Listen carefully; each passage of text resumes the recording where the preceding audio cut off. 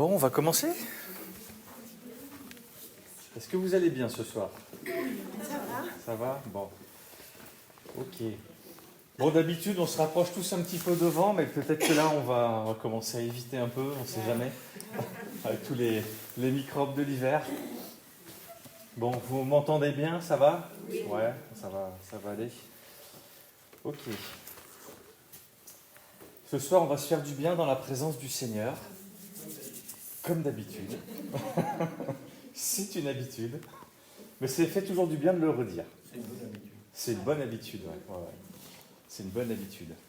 Et comme on disait tout à l'heure, c'est vrai que parfois on n'est peut-être pas toujours très nombreux, mais c'est pas grave, le Seigneur, lui, est avec nous. Et lui, il est fidèle, et lui, il va entendre nos prières, et il va nous faire du bien, et parfois c'est vrai que il y a des sujets qui sont là devant lui, et ça dure longtemps, et parfois c'est un peu compliqué. Mais on va continuer à s'attendre à lui, à sa fidélité, on va compter sur sa grâce. Et le Seigneur, petit à petit, met en place des choses dans les vies, voilà, en fonction des situations, en fonction de ses besoins. Alors on va continuer à dépendre de lui et à lui faire confiance. Amen. Amen. Ok, ce soir, on va peut-être commencer par quelques sujets de prière. Je voudrais vous faire une petite lecture aussi pour un autre sujet de prière. On prendra quelques temps pour se faire du bien autour de la parole de Dieu. Et puis j'allais dire, on occupera le temps qui reste dans la prière tous ensemble. Amen. Au niveau des sujets de prière, j'aurais aimé qu'on amène tout particulièrement la sœur de Christine ce soir, Marie-Claude. Tu veux peut-être nous donner des nouvelles? Ils sont peut-être plus fraîches que les miennes ou tu veux que je... Non, comment c'est plus compliqué? Ouais. Donc on a reçu tes messages où les nouvelles n'étaient pas très très bonnes. Donc Marie-Claude a une tumeur au cerveau et au poumon, c'est ça? Elle a fait également un problème au niveau du foie, avec donc une forte fièvre, la bile qui ne s'évacuait pas, etc. Donc elle a été opérée, je crois que ça c'est... Aujourd'hui, on attend les résultats. On attend ce soir, c'est mon neveu qui... Ouais. D'accord. Puis bon, voilà, il va falloir attendre maintenant quelques jours le temps que... Les résultats, vous avez dit. Ouais, c'est ça, le temps que tout se remette en place. Elle a des enfants, je crois, hein, c'est ça, hein? Oui. Ouais. Oui, c'est mon enfant 5 ans. D'accord, ok. Et justement de prier, parce que c'est vrai que elle ne connaît pas Dieu. Ouais. Je suis la seule de ma famille. Ouais. Et c'est arrivé, ça fait 15 jours, donc alors qu'elle était en bonne santé ou autre, donc ça nous est un peu tombé dessus. Ouais, évidemment, c'est sûr. Donc il a fallu qu'on fasse face, et c'est vrai que pour ma famille aussi, voilà, on a besoin de prier aussi, parce que c'est en pleine réaction, et on avait eu un de mes beaux-frères il y a quelques années aussi qui était décédé cancer, donc Ok. Donc c'est peut-être c'est un sujet qu'on va amener, qu'on va porter devant le Seigneur ce soir, pardon. Et voilà que vraiment le Seigneur sait toutes choses. Il sait toutes choses. Hein. Il a déjà les plans jusqu'à la fin de cette situation-là. Maintenant, prions pour que des âmes se tournent vers lui, des cœurs se tournent vers lui, apprennent à le connaître, à le découvrir et comprennent pourquoi les choses parfois sont comme ça et parfois ça nous paraît dur et injuste. Mais voilà, je crois que comme on disait il y a une expression un petit peu qu'on employait à un moment donné et qui disait que depuis bien longtemps Dieu a abandonné le bien pour le mieux. Alors ça nous choque un petit peu parfois de dire que Dieu a abandonné le bien, mais parfois ce que nous on aimerait, ce que nous on voudrait, ce que nous on appellerait bien, et ce qu'on aimerait, des fois Dieu ne nous le donne pas, ne le permet pas, ou laisse parfois certains d'entre nous passer par les épreuves, et parfois on a une tendance à vouloir se révolter contre Dieu. Et je crois vraiment que Dieu, parfois, il laisse le bien de côté, au moins pour un temps, parce que lui, il cherche le mieux. Et il cherche surtout que vraiment le maximum d'entre nous on puisse se tourner vers lui, s'accrocher, et voilà, vraiment continuer dans les voies de Dieu. Amen. juste déjà merci pour ceux qui ont prié et qui prient, parce que les examens se sont bien passés. Elle a pu reprendre prendre un peu de poids, donc je veux dire, c'est quand même positif. Et moi aussi, j'ai été, entre guillemets, portée, parce que bon, on peut faire face entre la famille, entre le reste. Donc vraiment, merci voilà, pour ceux qui ont déjà prié, dire que les prières ont été entendues, elles sont efficaces. On n'en doute pas, mais c'est bien de dire qu'il y a déjà un peu. C'est sûr qu'il y a ce côté où on reste humain et on a besoin on a au moins besoin de consolation, en tout cas, ça c'est sûr. Amen.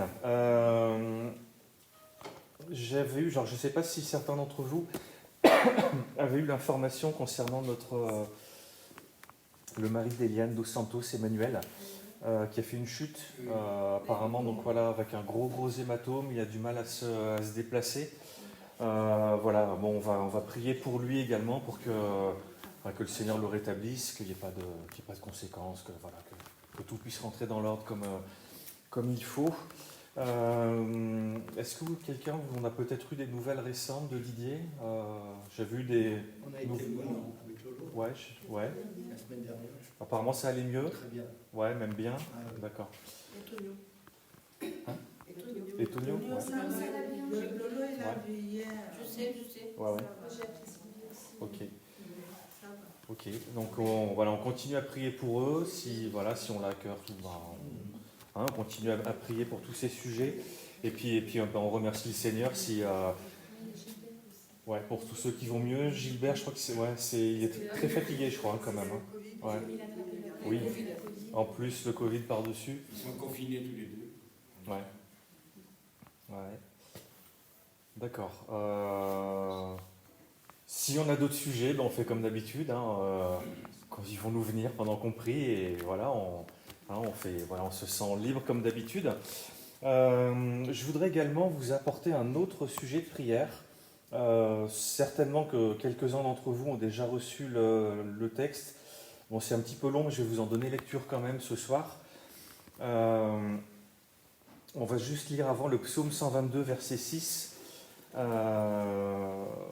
l'ai pris dans la version Bible du Semeur, qui nous parle. Je ne sais pas si tu peux l'afficher.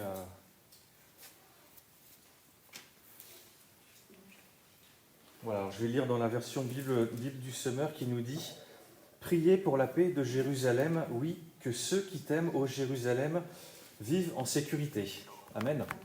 Donc la parole de Dieu nous commande de prier pour Jérusalem. Et c'est même assez marquant de voir que ce verset ne nous dit pas de prier pour Israël d'une façon générale. C'est évidemment quelque chose qu'on fait, on le sait, c'est évident. Mais ce verset insiste bien, prier pour la paix de Jérusalem. Peut-être que certains d'entre vous ont déjà lu ce texte de l'ICEJ USA. Je ne sais pas si ça vous parle. International Christian Embassy Jérusalem. Donc c'est un appel à la prière qui a été relayé par cette instance américaine. Je vais simplement vous lire le texte. Donc, chers amis et partenaires dans la prière fidèle, la guerre actuelle entre Israël et le Hamas à Gaza est la crise la plus redoutable que le pays ait connue depuis des décennies, surtout compte tenu de la menace posée par d'autres milices terroristes soutenues par l'Iran dans la région et de la vague très inquiétante d'antisémitisme qui déferle actuellement sur le monde. En réponse, les Juifs et les chrétiens du monde entier s'unissent dans une initiative de prière historique pour se tenir aux côtés de la nation et du peuple juif en cette période critique. Le week-end de prière pour l'amour de Sion est une initiative qui invite les églises et les synagogues du monde entier à réserver le week-end du 17 au 19 novembre comme moment privilégié pour offrir des prières pour Israël et le retour des otages détenus par le Hamas à Gaza. Le Bureau national de l'ICEJ USA a lancé cette campagne de prière unifiée avec un large réseau d'éminents rabbins et dirigeants chrétiens aux États-Unis. Le siège de l'ICEJ à Jérusalem s'associe désormais à la Fondation des Alliés d'Israël et à d'autres groupes pour organiser ce week-end de prière sans précédent dans les églises et les synagogues du monde entier. Les responsables rabbiniques et pastoraux notifient à leurs synagogues et églises respectives de prendre du temps lors de leur culte pendant le week-end du 17 au 19 novembre pour prier pour le peuple d'Israël. De grands rabbins orthodoxes ont même écrit une prière spéciale de remerciement pour le soutien chrétien à Israël que les synagogues pourront prier ce week-end. Simultanément, des efforts sont également en cours au sein des comités pro-israéliens des parlements de nombreux pays pour adopter des résolutions appelant les congrégations juives et chrétiennes à prier pour Israël et les otages pendant ce week-end. L'horrible massacre d'Israéliens le 7 octobre 2023 était plus qu'une attaque terroriste, il fait partie d'une ancienne bataille spirituelle contre le peuple de Dieu, Israël, qu'il a choisi d'être une bénédiction pour le monde. Mais il nous mettait en référence Genèse chapitre 12 verset 3 pour ceux qui voudront le prendre. En fin de compte, c'est une guerre menée au mépris de Dieu et de sa parole. En tant que chrétiens, le vœu plus jamais ne signifie pas grand-chose si nous ne prenons pas la parole et ne prions pas pour Israël maintenant. Voulez-vous bien nous rejoindre ? Nous vous exhortons à vous joindre à cette démonstration sans précédent d'unité entre chrétiens et juifs au nom d'Israël. Assurez-vous que votre Église prenne le temps, le week-end du 17 au 19 novembre, de prier pour l'État et le peuple juif, et en particulier pour ceux qui sont retenus en otage à Gaza. Voilà. Peut-être que certains d'entre vous l'avaient déjà eu. Pareil pour ma fille qui est là-bas. Oui. Mon gendre et ses 5 enfants. Ouais. On les oublie pas. Évidemment, on les oublie pas.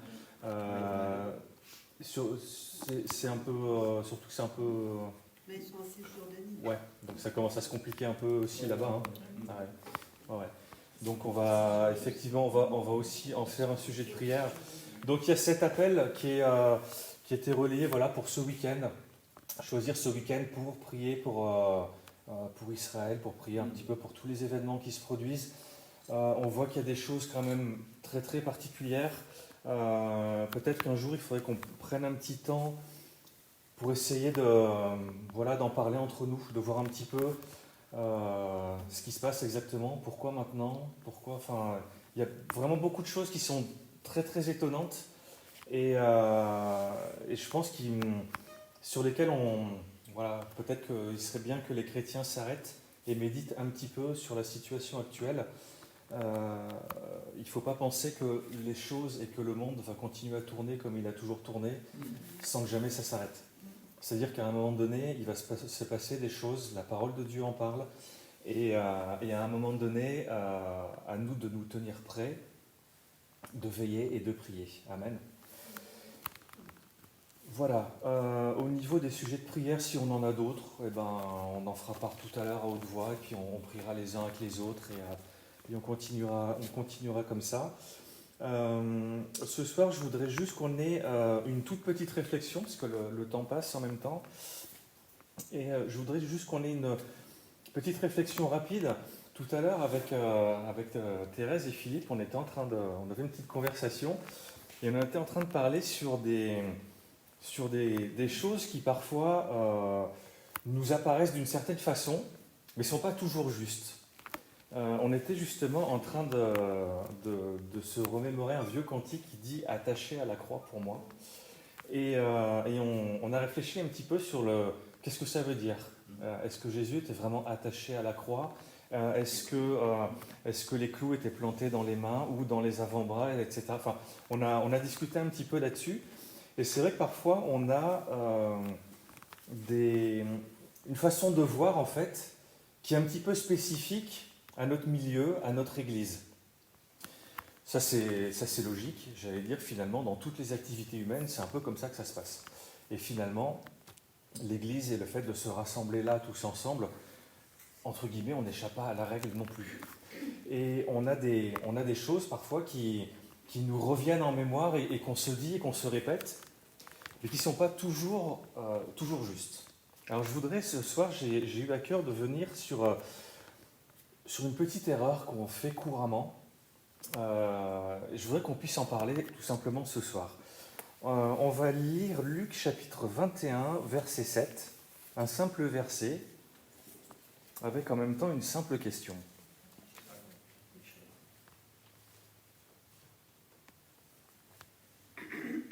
Voilà, ils lui demandèrent, donc les disciples qui demandent à Jésus, ils lui demandèrent « Maître, quand donc cela arrivera-t-il et quel sera le signe annonçant ces événements ?»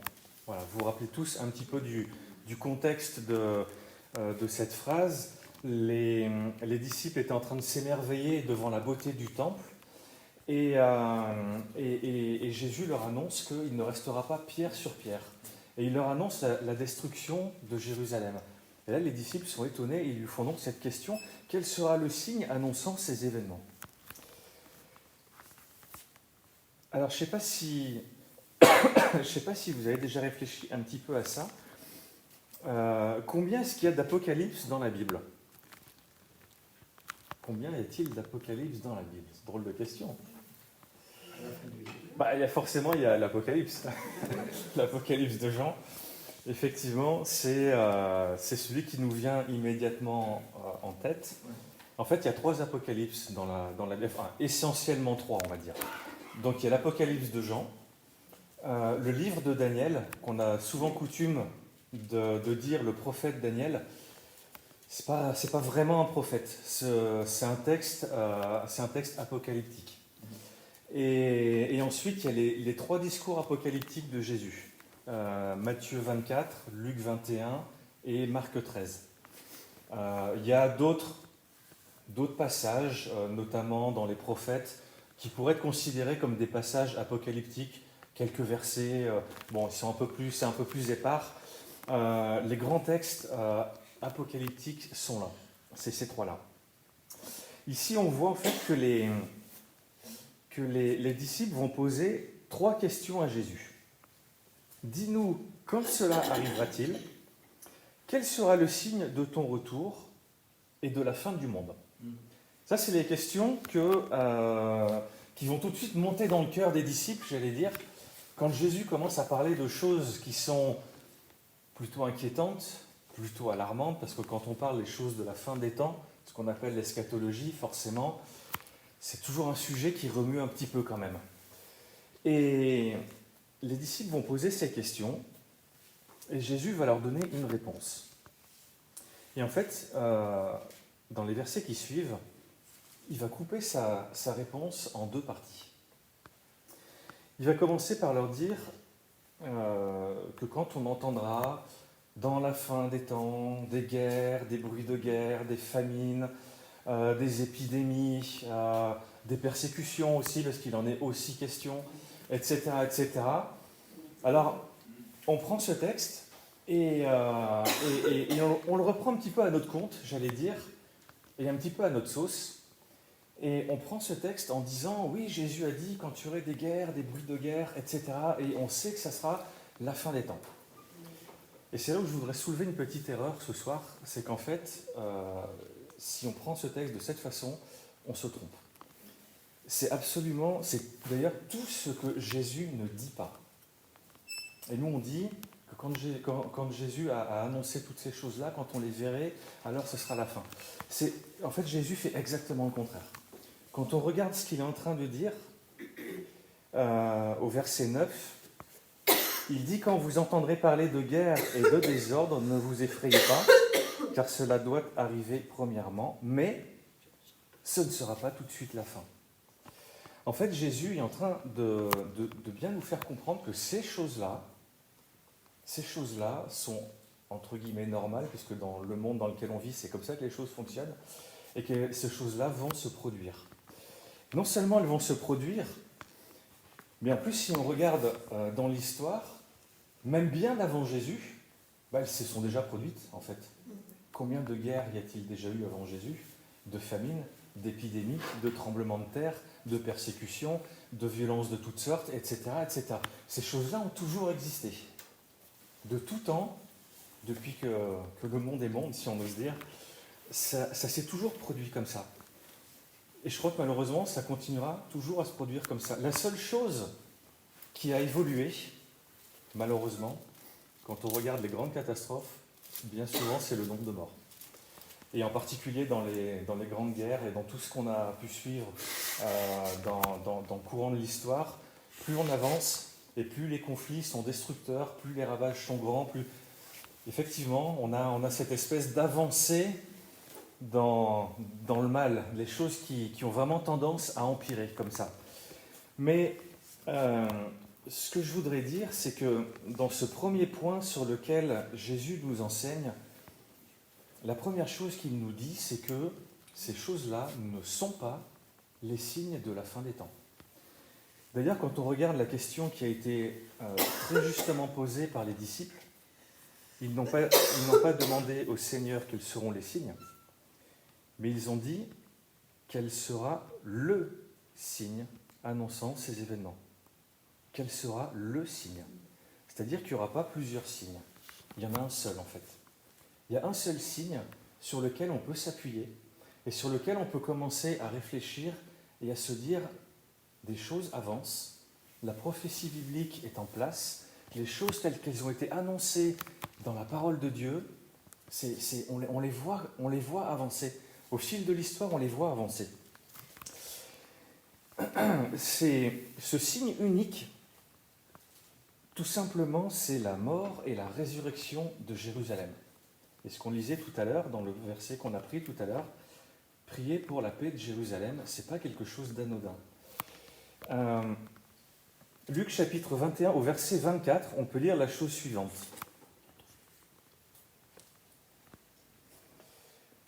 Donc ils tomberont, donc ici c'est référence aux habitants de Jérusalem, ils tomberont sous le tranchant de l'épée. Ils seront emmenés captifs parmi toutes les nations et Jérusalem sera foulée aux pieds par les nations, jusqu'à ce que les temps des nations soient accomplis. Si on regarde bien dans tous les textes, dans les 4 évangiles, l'évangile de Jean ne fait pas référence au discours eschatologique de Jésus. Les 3 autres évangiles en parlent et présentent même un texte qui est très très similaire. Comme quoi, je pense que les témoins de ce moment-là ont saisi l'importance des propos de Jésus et les ont quand même rapportés assez fidèlement. Mais l'évangile de Marc, l'évangile de Matthieu nous rapporte le fait que Jérusalem serait investie par des armées et détruite. Et seul l'évangile de Luc nous parle de la résurrection de Jérusalem. C'est le seul qui le fasse. Dans l'histoire, évidemment, on le sait, c'est comme ça que ça s'est produit. En l'an 70 après Jésus, les troupes romaines ont envahi Jérusalem et ils ont maté la révolte qui était en cours et ils ont détruit Jérusalem et le temple. Ça, c'est un événement historique qui s'est produit tel que Jésus l'avait annoncé, tout simplement. Maintenant, il y a la fin de ce verset qui nous amène à quelque chose et qui nous dit « jusqu'à ce que le temps des nations soit accompli ». Luc est le seul à faire part du temps des nations.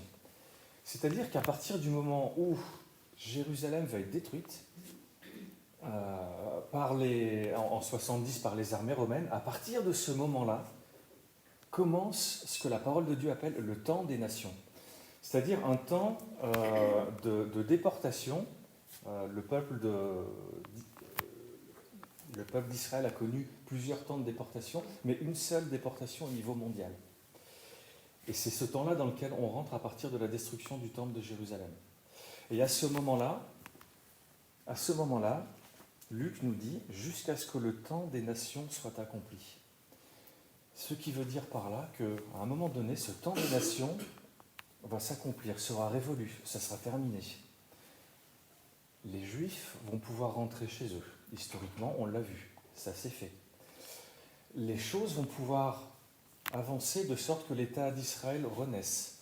Les choses vont pouvoir avancer et même jusque dans certains détails, notamment dans quelques jours, on va fêter le 6e anniversaire d'un événement, finalement on ne s'en rappelle pas forcément plus que ça. Il y a à peu près 6 ans maintenant, le président Donald Trump, le président américain, a reconnu Jérusalem comme capitale, tout le monde s'en souvient quand même un petit peu, comme capitale de l'État juif. Et c'est une décision en fait que personne ne voulait prendre avant lui. Ça me fait penser un petit peu, toute proportion gardée, à cet épisode avec ce roi perse, Cyrus, qui avait, par son édit, permis au peuple juif de rentrer chez eux et de rebâtir le temple. Et cet homme, Cyrus, avait été qualifié de Messie par Dieu lui-même dans sa parole.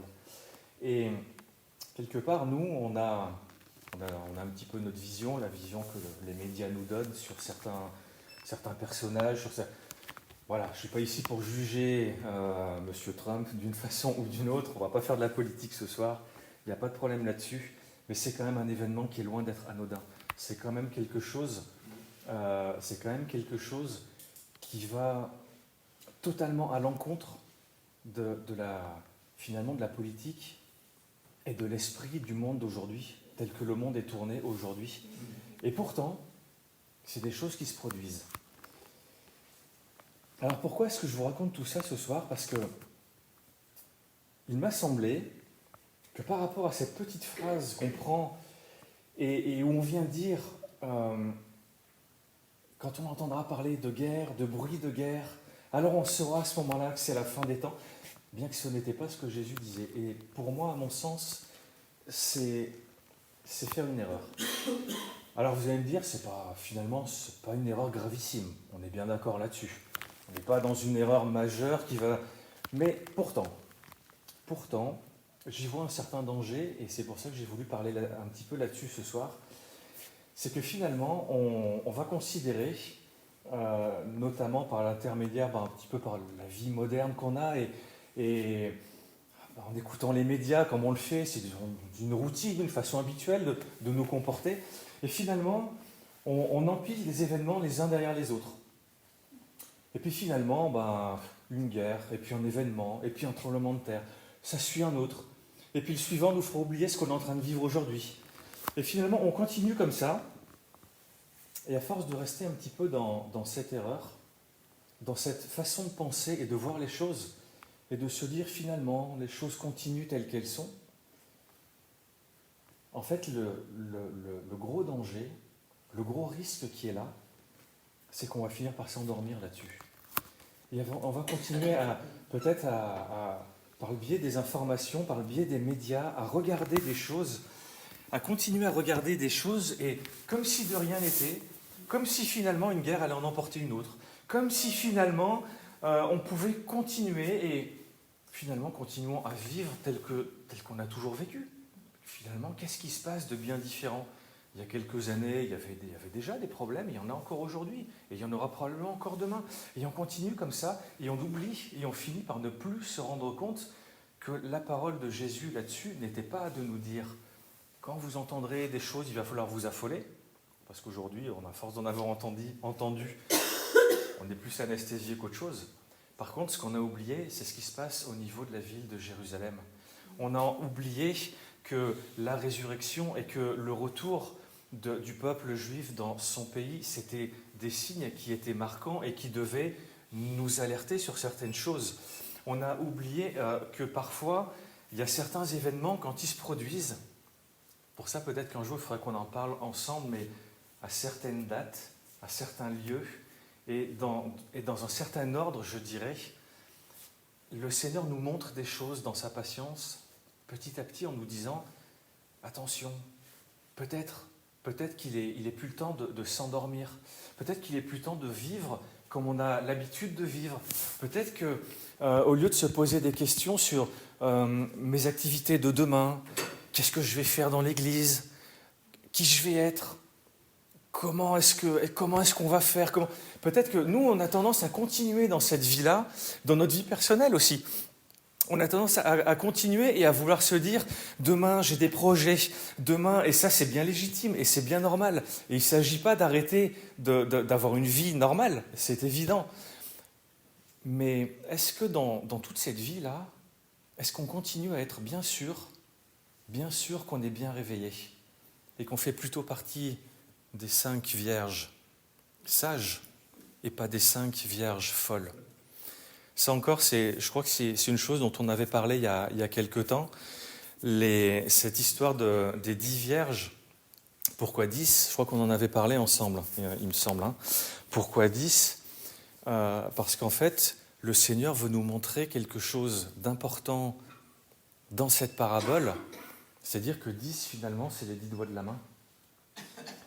Et qu'en fait, ces 5 vierges, elles vont faire l'objet d'un grand tri, du grand tri final des injustes, des justes et des injustes. Et en fait, la symbolique, une main à droite et une main à gauche, c'est juste ça, 5 vierges sages, 5 vierges folles. Et on sait qu'en fait, le fait de placer les choses à droite, dans la symbolique biblique, c'est la bénédiction, c'est les justes, c'est le salut. Et à l'inverse, les 5 autres qui vont trouver leur place à la gauche, c'est un peu plus fâcheux pour elles.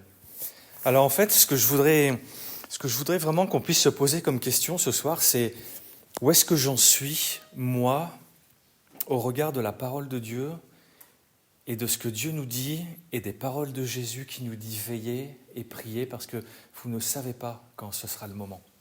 Aujourd'hui, on regarde des événements, nous, chrétiens, on les regarde avec un regard un petit peu différent. Mais dans le monde, à droite, à gauche, je pense que vous avez tous fait le même constat avec les collègues de travail, avec les voisins, avec les amis, peut-être la famille. Ça, mis à part le fait qu'il y ait une guerre supplémentaire, je ne pense pas que ça soit très parlant pour les gens alentours. Mais pourtant, qui sait ce qui est en train de se passer aujourd'hui et jusqu'où les choses vont peut-être aller cette fois. Peut-être, peut-être pas. Parce que j'en sais rien du tout. J'en sais rien du tout. Mais à un moment donné, il faut quand même bien garder à l'esprit que le retour du Seigneur, voilà, il est pour bientôt. Et plus on voit les choses s'avancer, et plus on peut se dire... Je crois vraiment que je vais terminer juste avec un dernier exemple pour bien insister sur le fait que parfois une petite erreur, ça peut conduire sur des grosses catastrophes. Et le fait de penser qu'on a le droit de continuer dans ce mode de vie, parce que finalement, on entend des guerres, des bruits de guerre, des maladies, des tremblements de terre et des choses, et ça nous donne le droit de continuer comme ça, comme si de rien n'était. Et on se dit finalement, c'est pas très grave. Et on croit que c'était les paroles de Jésus parce qu'on les a prises dans le sens qu'on voulait. Et il y en a qui ont fait la même chose. On parlait de la destruction de Jérusalem tout à l'heure. Et en l'an 66, il y a une catégorie de gens que l'on connaît bien dans la parole de Dieu, ce sont les zélotes. Les zélotes, c'était des fanatiques. Hein. On va pas employer un autre mot. C'était des juifs fanatiques dont la seule idée, la seule obsession même, c'était de chasser l'occupant romain. Et en 66, pour tout un tas de motifs, ils ont décidé de se révolter. Et ils se sont révoltés et ils ont commencé à mener la guerre contre les Romains. Et ils leur donnaient d'ailleurs pas mal de fil à retordre. Et les choses ont continué comme ça. Et tout d'un coup, ils se sont dit, on est en train de vivre la fin des temps, parce qu'ils en avaient envie. Ils avaient décidé que c'était comme ça. Et ils avaient dit, on est en train de vivre les prophéties de Zacharie 14. Elles sont pour nous et c'est ce que nous vivons maintenant. Mais c'est parce que Dieu leur avait dit. Hélas pour eux. Ce qui s'est produit, c'est que en l'an 68, Néron a été assassiné et donc c'était une véritable guerre civile à Rome. Et donc toutes les légions romaines en fait ont été rapatriées à Rome pour le rétablissement de l'ordre. Et là, les zélotes ont continué dans leur entêtement et là ils se sont dit, ça c'est un signe de Dieu. Puisque les Romains s'en vont, ça y est, maintenant on a la place, on a la victoire, c'est pour nous. Sauf que quand l'ordre a été rétabli à Rome, Rome n'a pas non plus tardé pour rétablir l'ordre jusqu'en Judée et en Palestine. Et ils ont rapatrié les troupes assez rapidement. Et effectivement, ça a terminé dans un bain de sang. Et les zélotes, l'historien Flavius Joseph racontait qu'il voyait les zélotes qui, dans leur fanatisme, offraient des sacrifices sur l'autel dans le temple que les Romains étaient en train de détruire. Et pendant ce temps, les Romains étaient en train d'égorger les zélotes qui offraient leurs propres sacrifices et le sang des deux était en train de se mêler sur l'autel à cause d'une erreur, à cause d'une mauvaise interprétation, à cause de quelque chose où ils se sont dit « c'est pas grave, on fait comme on veut, on a le temps, on a notre temps, on prend le temps qu'on veut ».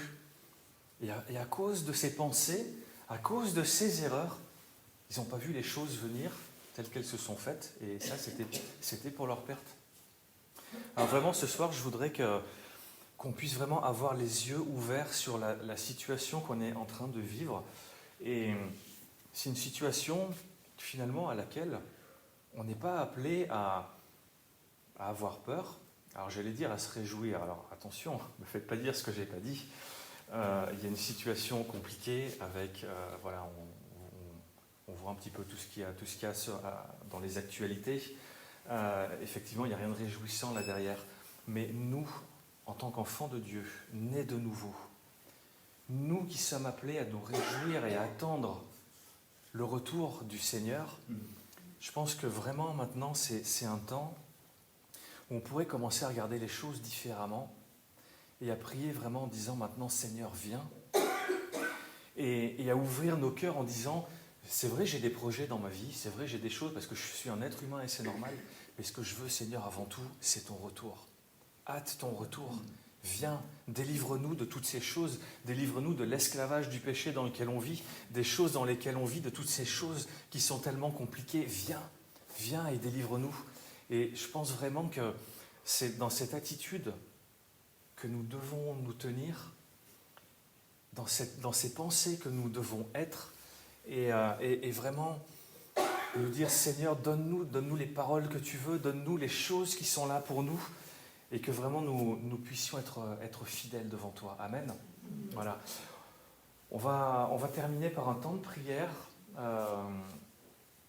On va faire comme d'habitude, ce qu'on a dit, on a énuméré quelques sujets. Je vous rappelle donc cet appel à prier pour Israël pour ce week-end. Si certains d'entre vous ont dans le cœur de prendre du temps pour ces choses-là, et que vraiment le Seigneur puisse nous montrer des choses, voilà, qu'il puisse nous étonner. Il est avec nous, il va nous faire du bien, il va nous visiter ce soir, et que vraiment il pose sa main sur ces instants. Amen. Amen. C'est vrai Seigneur que ce soir c'est dans la simplicité où je veux ouvrir ma bouche, élever ma voix avec mes frères et sœurs. Nous avons pris une décision ce soir, c'est celui de prendre du temps pour toi. Et nous sommes venus dans ce lieu, Seigneur, pour être dans la communion avec toi, Seigneur, pour pouvoir nous tenir dans ta présence, parce que nous savons que tu es là. Ta parole dit que là où 2 ou 3 sont assemblés, tu es au milieu d'eux. Amen. Je crois vraiment, Seigneur, que tu es au milieu de nous, Seigneur, ce soir, par ton esprit.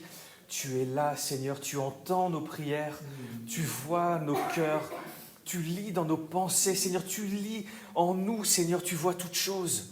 Tu vois toutes choses, Seigneur mon Dieu. Vraiment, je veux te prier ce soir, Seigneur. Je veux t'apporter, Seigneur, ces sujets qui ont été mis devant toi. Je veux t'apporter, Seigneur, cette situation en Israël. Seigneur, te demander de poser ta main.